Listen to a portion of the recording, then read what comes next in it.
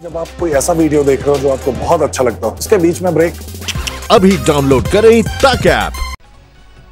नमस्कार, आप देख रहे हैं आज तक और आपके साथ मैं हूं शशि तुषार शर्मा। इस वक्त की बड़ी और अहम खबर यह कि आज से देश भर में सभी दुकानें खुल जाएंगी।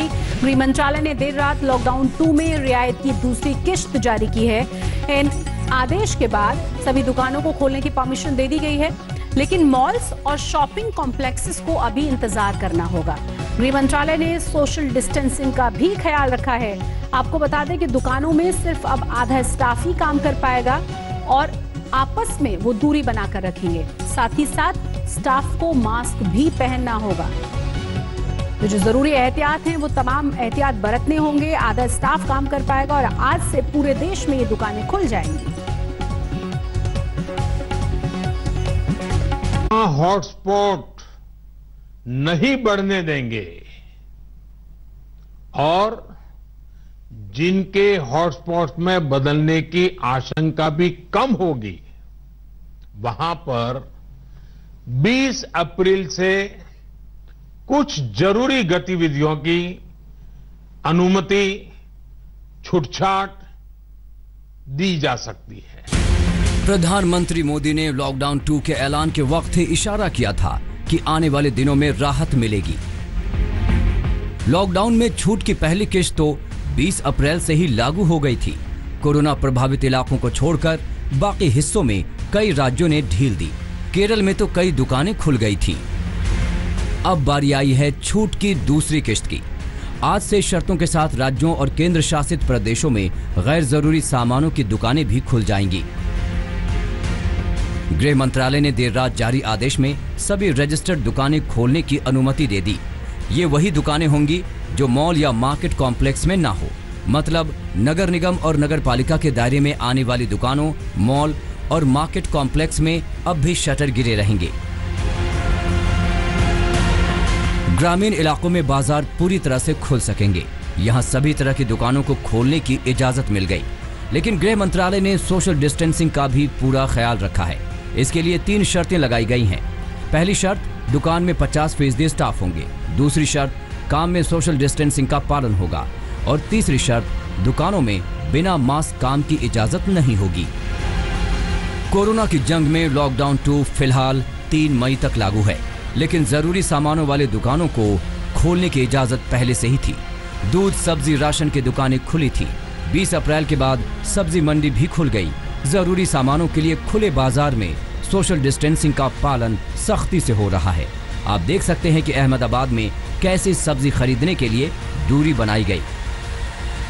गुजरात में और खास करके अहमदाबाद में जिस तरीके से कोरोना पॉजिटिव के मामले सामने आ रहे हैं और उसमें भी जो वेजिटेबल वेंडर्स हैं उनके जरिए जो कोरोना के केसेस है वो ज़्यादा बढ़ रहे हैं, तो उसको देखते हुए अहमदाबाद की कुछ महिलाओं ने ये एक अच्छा प्रयोग किया है। आप देख सकते हैं यहाँ पे कुछ महिलाएं हैं जो अपने हाथों में झोले लेके आने की जगह पे बाल्टी, इस तरीके से बाल्टी लेकर यहाँ पे पहुंची हुई है। सब्जी लेने के लिए ये महिलाएं पहुंची हुई है। आप देख सकते हैं ये सब्जी की दुकान है और यहाँ पे ये महिलाएं अपने घर में पानी भरने के लिए इस्तेमाल होने वाली बाल्टी को लेकर यहाँ पे। लॉकडाउन से अर्थव्यवस्था भी रुक सी गई। कारोबारियों का हाथ तंग हो गया। किसानों, मजदूरों की हालत और खराब हो गई।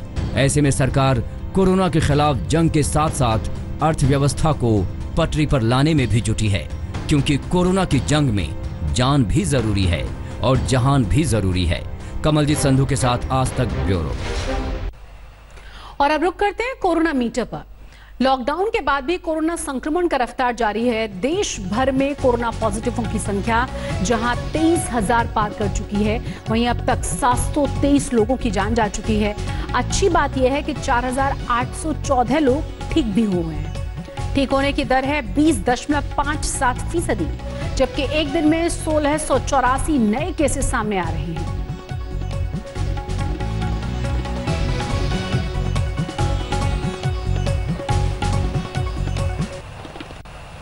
आज से रमजान का महीना शुरू हो गया है। मुस्लिम्स के लिए इस महीने का बड़ा महत्व है, मगर रमजान का चांद दिखते ही कई जगहों पर मुस्लिम समुदाय के लोगों ने नियमों को ताक पर रखकर सोशल डिस्टेंसिंग की जमकर धज्जियां उड़ाई।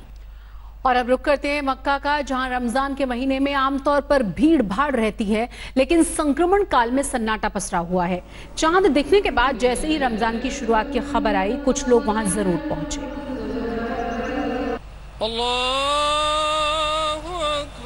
तो तस्वीरें देखकर आप अंदाजा लगा सकते हैं कि जहां पैर रखने तक की जगह नहीं होती, वहां किस तरीके से सन्नाटा पसरा हुआ है। मौलाना साद से सवाल जवाब के बाद रुख करते हैं किसानों का। लॉकडाउन फेज 2 में किसानों के लिए सरकार ने कई रियायतें दी हैं, लेकिन किसानों को अब भी कई तरह की लाल फीताशाही से जूझना पड़ रहा है। किसानों के हाल पर हमारी इस खास रिपोर्ट को देखिए आप। साल भर की कमाई बोरे में बंद है। खलियान में 50 से ज्यादा गेहूं की ट्रॉलियां लगी हैं, लेकिन मंडी तक पहुंचने का रास्ता आसान नहीं। लॉकडाउन के इस दौर में छूट तो मिली, लेकिन सहकारी सोसाइटी तक अनाज ले जाने की राह पेचीदा हो गई।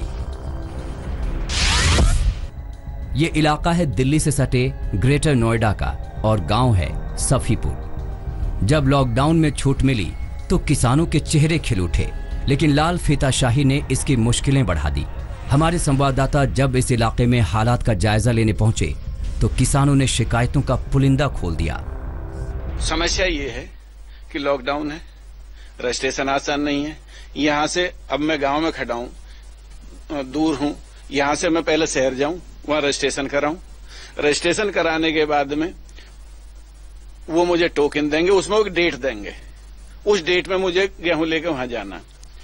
मेरी समझ में बात नहीं आ रही कि रजिस्ट्रेशन का क्या मतलब है। मेरा जमीन का रिकॉर्ड क्या सरकार के पास नहीं है? मैंने जो खाद लिया है, जो दवाई ली है, जो बीज लिया सरकार से, किसानों ने लोन भी लिया है, क्या वो बिना रिकॉर्ड के दे दिया सरकार ने? किसानों की बड़ी शिकायत यह है कि पहले उन्हें अपना ऑनलाइन रजिस्ट्रेशन कराना पड़ता है, फिर रजिस्ट्रेशन के लिए अपने खेत के दस्तावेजों का ब्यौरा देना जरूरी है। एसडीएम या उसके जरिए नियुक्त अधिकारी दस्तावेजों को सत्यापित करता है। इसके बाद किसानों को उन दस्तावेजों के साथ टोकन लाना पड़ता है। टोकन से पता चलेगा कि किसान को किस दिन कितने बजे अपना अनाज मंडी या खरीद केंद्र पर लेकर जाना है, ताकि मंडी में भीड़ भाड़ ना हो। किसानों का आरोप है कि मंडी में खरीद के समय भी सरकारी नखरे और नियम कम नहीं। किसानों का कहना है कि नोएडा में सिर्फ 28 खरीद केंद्र हैं, जबकि हरियाणा पंजाब में राज्य सरकारों ने खरीद केंद्रों की तादाद 4 गुना तक बढ़ा दी है। यूपी और अन्य सरकारें भी ऐसा कर किसानों को सुविधा क्यों नहीं दे सकती? किसानों के खलियान से होते हुए हमारे संवाददाता कासना की किसान कोऑपरेटिव सोसाइटी पहुंचे। सोसाइटी के प्रभारी सुभाष चंद ने बताया कि जब जूट के बोरे खत्म हो गए तो खरीद कैसे हो, लिहाजा कुछ किसान अपने गेहूं लौटा ले गए। अगर पंजीकरण भी कराएं तो उस एसडीएम से सत्यापित करा कर लाए उसको खतौनी और उसका कितना माल बिकना है, ये सबसे बड़ी समस्या ये आ रही है। और जी परेशानी है यही है। हाँ जी, बारदाना ये है, 2 गांठें आई थी भर चुकी हैं, आज तोल बंद है। तोल बारदाना खत्म हो गया है, 2 गांठें आई थी, दोनों भर चुकी हैं साहब। तो कितने किसानों को लौटना पड़ा यहाँ से वापस? वापिस जो है कम से कम 10-12 किसान वापस गए हैं जो पंजीकरण करा के आए, बल्कि उनकी भी समस्या आ रही है, वो जो वहाँ से एसडीएम साहब के यहाँ से सत्यापित नहीं हो पा रहे हैं। सरकारी सोसाइटी के बाद हमारे संवाददाता ने दादरी की अनाज मंडी का रुख किया, जहां 15 अप्रैल से ही गेहूं को तौलने का काम हो रहा है। किसानों के मुताबिक अभी 20% अनाज ही मंडी पहुंच पाया है।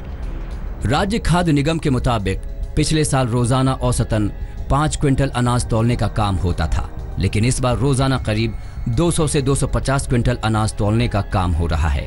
15 अप्रैल से 20 अप्रैल या आज के डेट में देखें 23 अप्रैल तक, तो इस साल के मुकाबले में थोड़ी तेज रहती रही है। पहले के सालों में थोड़ी तेजी रहती रही है मंडियों में, लेकिन फिर भी किसान आ रहे हैं, धीरे धीरे वो जानकारी हो रही है कि खरीद जारी है। और ये कोरोना की समस्या को देखते हुए डिस्टेंसिंग, सोशल डिस्टेंसिंग मेंटेन करने की समस्या भी है, तो वो आ रहे हैं धीरे धीरे। अधिकारियों की अपनी दलील है और किसानों की अपनी परेशानियां। ऐसे में बेहतर ये होगा कि सरकार के निर्देश के बाद अधिकारी किसानों की मदद करें, ताकि कोरोना के संक्रमण काल में हमारे अन्नदाता की मुश्किलें आसान हो सके। ग्रेटर नोएडा से संजय शर्मा के साथ आज तक ब्यूरो। लॉकडाउन में फूलों की खेती करने वाले किसानों की जिंदगी बदरंग हो गई है। मंडी से लेकर बाजार तक कोई भी खरीदार नहीं है। गाजियाबाद, दिल्ली और हरियाणा से ऐसे ही किसानों पर हमारी इस खास रिपोर्ट को देखिए आप।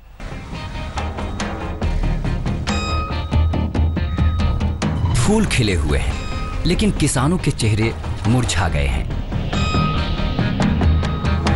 खेत लहलहा रहे हैं, खुशबू बिखरी पड़ी है, लेकिन ना कोई खरीदार, ना कोई कदरदान। ये है गाजियाबाद का मुरादनगर, जहां फूलों की खेती करने वाले किसान हैरान परेशान हैं। कोरोना के खिलाफ जंग में लॉकडाउन लगाया गया तो बंद हो गए मंदिर, शादियां टल गई, जश्न पर ब्रेक लग गया। लेकिन जिन किसानों ने बैंकों से लोन लेकर फूलों की खेती की, उनकी जिंदगी में वीरानी छा गई। देखिए सर जी, इसमें तो करीबन 1.5 एकड़ में 60,000 रुपए की लागत है हमारी, जो मजदूरी और जो खाद पानी बीज वगैरह की है। लेकिन अब तो सारा ही नुकसान है, इसमें तो कुछ मिलने वाला ही नहीं है। कितना कमाई कर लेते थे इससे? बस कमाई तो अगर 60,000 रुपए की लागत है, करीबन 1,20,000 रुपए या 1.5 लाख रुपए की कमाई होती। कमाई तो ज्यादा नहीं होती, लेकिन बच्चों को पालने के लिए तो कुछ न कुछ तो करना पड़ता ही है। पूर्वी दिल्ली के यमुना खादर के किसान इस उम्मीद में फूलों की खेती करते रहे कि दूसरों की जिंदगी गुलजार हो जाएगी, लेकिन खुद के लिए ही जीना दुश्वार हो गया है। यहाँ भी यही रोना है, ना जश्न है, ना शादी विवाह की शहनाई बज रही है, ना पार्टी चल रही है, तो खरीदार आए कैसे? समस्या हो रही है साहब, ये फूल सूख रहे हैं, खेती बर्बाद हो रही है, मंडी में जा नहीं रहा है, बच्चे परेशान हैं। तो यहाँ पे जो सरकार आप लोग कुछ मुआवजा कुछ कह रही है आपको? कुछ नहीं दे रही है साहब, खाने के लिए भी परेशान है। समस्या ये है सर, जब से लॉकडाउन हुआ है ना, जब से हर एक काम धंधे बंद है यहाँ पे और सारे लोग परेशान हैं। पहले तो सरकार ने कुछ खिचड़ी वगैरह बांध भी देती थी, अब वो भी नहीं आना बंद हो गई है सर। अब बोलो कैसे बच्चे हम लोगों के पलेंगे? दिल्ली से सटे हरियाणा बॉर्डर के फर्रुख नगर में भी किसानों के लिए ये वक्त कांटों भरा है। कोरोना का कांटा ऐसा चुभा है कि फूलों के कांटे बिखर गए, यूं कहें कि पेट पर लात पड़ी है। फूलों की खेती करने वाले सैकड़ों किसानों ने ऐसे हालात कभी नहीं देखे थे। गाजियाबाद हो या फिर दिल्ली या फिर हरियाणा, ये तो बस बानगी भर है। जहां जहां फूलों की खेती करने वाले किसान हैं, उनका दर्द हाल एक जैसा है। लॉकडाउन में इनकी आंखों के सामने साल भर की मेहनत बिखर रही है। कोरोना वायरस ने जो संकट पैदा किया है, उससे महक और चेहरों पर मुस्कान बिखेरने वाले ये किसान भी नहीं बच पाए। गाजियाबाद से रोहित मिश्र, दिल्ली से अनिल बलियान और दीपक डालमिया के साथ आज तक ब्यूरो। दिल्ली नोएडा बॉर्डर पर एक कोरोना संक्रमित मरीज पकड़ा गया है। ये शख्स अस्पताल के आइसोलेशन वार्ड से भागा था और दिल्ली नोएडा बॉर्डर पार करके कहीं छुप जाने की कोशिश में था, लेकिन इसे पकड़ लिया गया। सफेद रंग की स्विफ्ट डिजायर गाड़ी से उतरकर एम्बुलेंस की ओर जा रहा यह शख्स कोरोना संक्रमित है। इसकी रिपोर्ट पॉजिटिव आई है, मगर ये बेलौस बेपरवाह घूम रहा था। इसकी पूरी कहानी सुनेंगे तो दांतों तले उंगली दबा लेंगे। देखिए, ये जो शख्स है, इसमें कोरोना के संक्रमण दिखे थे। जांच की गई तो रिपोर्ट कोरोना पॉजिटिव आई। इसे दिल्ली में मैक्स अस्पताल पटपड़गंज में आइसोलेट किया गया था, लेकिन इसने वहां स्वास्थ्य कर्मियों को चकमा दे दिया और भाग गया। वहां से निकलकर यह किसी ऐसी जगह छिपने की फिराक में था जहां इसकी खबर किसी को ना लगे। इसने पूरी कोशिश की कि यह दिल्ली नोएडा बॉर्डर पार करके कहीं निकल जाए, मगर चिल्ला बॉर्डर पर इसे पकड़ लिया गया। ये व्यक्ति कहीं ना कहीं किसी न किसी तरीके से स्केप कर गया था वहाँ से, दिल्ली से, और दिल्ली से स्केप करके इधर निकल रहा था। लेकिन इसको ट्रैक करने वाले लोगों को जानकारी थी इसके बारे में, उन लोगों ने हमें सूचना दी और तत्काल हम लोगों ने इसको इंटरसेप्ट किया और बाकी जो ट्रीटमेंट का प्रोटोकॉल है उसके हिसाब से ट्रीटमेंट चल रहा है। पुलिस की पकड़ में ये आया तो पुलिस ने इसे जिला अस्पताल में फिलहाल भर्ती करा दिया है। अब ये एक बार फिर डॉक्टरों की निगरानी में है। कोरोना का संक्रमण तेजी से पैर पसार रहा है। ऐसे में जरूरी है हालात को समझने की। इस शख्स ने जैसी गैर जिम्मेदाराना हरकत की, वैसी हरकतें ही कोरोना के संक्रमण को बढ़ाती हैं। इसलिए सुरक्षित रहिए, सतर्क रहिए, कोशिश कीजिए कि जहां हैं वहीं रहिए। भूपेंद्र चौधरी, नोएडा, आज तक। नमस्कार, मैं हूं अंजना ओम कश्यप। हमें उम्मीद है ये वीडियो आपको पसंद आया होगा। लेटेस्ट खबरों के लिए यूं ही देखते रहिए आज तक, और इस वीडियो के पसंद आने पर लाइक, शेयर एंड सब्सक्राइब करना ना भूलें।